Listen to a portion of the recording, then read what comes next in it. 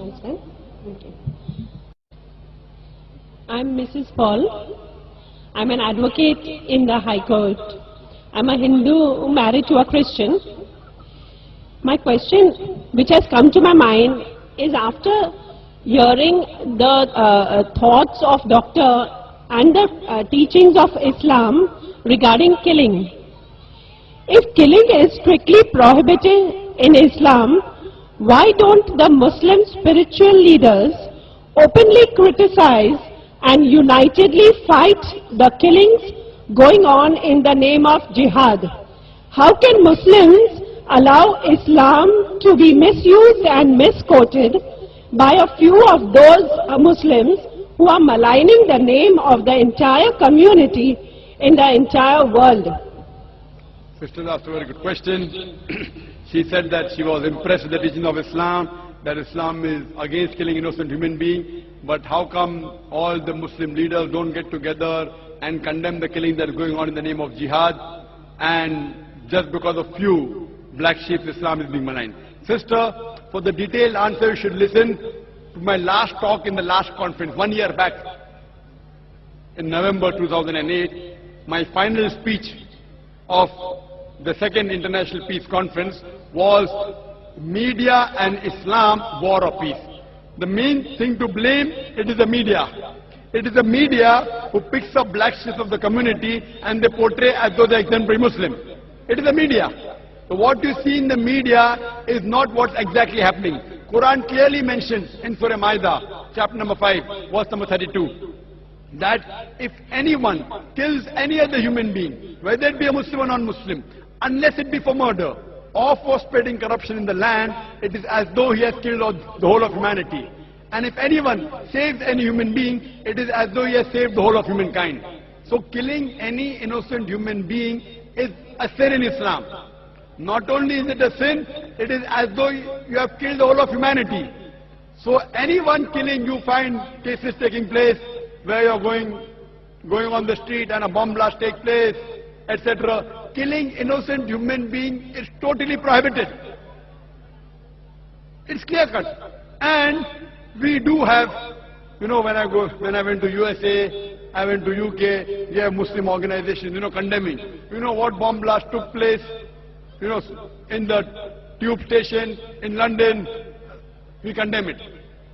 I went to America, I found some of the Muslim organizations condemning what's happening in 9/11.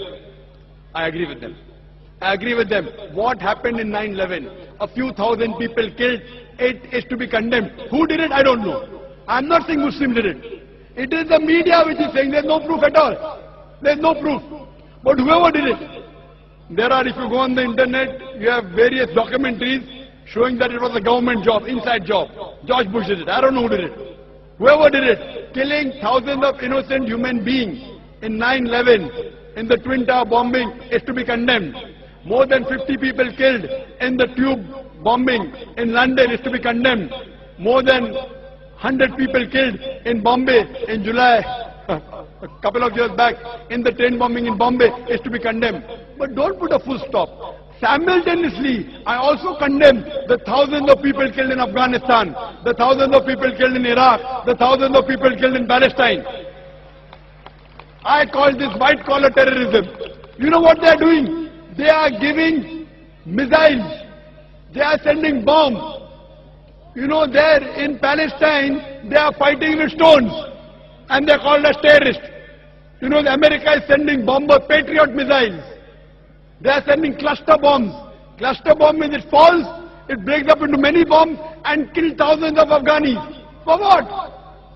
It is a coward act. Therefore I said in my last lecture, the biggest terrorist in the past couple of decades, it is George Bush. Number one. There is no one who has killed as many people as George Bush has killed. And now he's no longer there. In Iraq, he has put a sanction on medicine and 500,000 children were killed in Iraq because of George Bush. We know very well, even if I agree that one person was hiding there, there is no proof that Bin Laden did it. Even if he did it, imagine for one man, you are killing thousands of people. It is absurd. What we find, it is the media which is portraying. Media which is portraying that Muslims are doing this. I do know there are black sheep, sister. There are black sheep in the community. There are black sheep in every community. Indian media talks about Kashmir. How often do they talk about Assam? Naxalite, the Maoists. You know the biggest threat to India are the Maoists. What are they doing? They are bombarding the police station. They are killing the police. The maximum killing that has been done in India by the Maoists, by the communists, the LTT, Hindus. Who calls them Hindu terrorists? You go to Assam, the Christian terrorists. When the Hindus do it, you call it LTTE. Liberation Tamil Tigers. LM. If you go to UK, IRA, Irish Republican Army, they are Catholics. They have a big difference between the Catholics and the Protestants. No one calls them Catholic terrorists. Why? So what we find, that no religion teaches to kill innocent human beings. But there are more non-Muslims killing innocent human beings than Muslims. Now so-called Muslims who killed innocent human beings, they aren't Muslims. They aren't following the teachings of the Quran and the Prophet. But what the media does, media picks up these black sheep and they portray as though they're exemplary Muslims. So the media has to blame, number one. Media. The media can change black into white, day into night, hero into villain, villain into a hero. You can hear my talk, is terrorism a Muslim monopoly? And you get more details, inshallah. Yes, brother.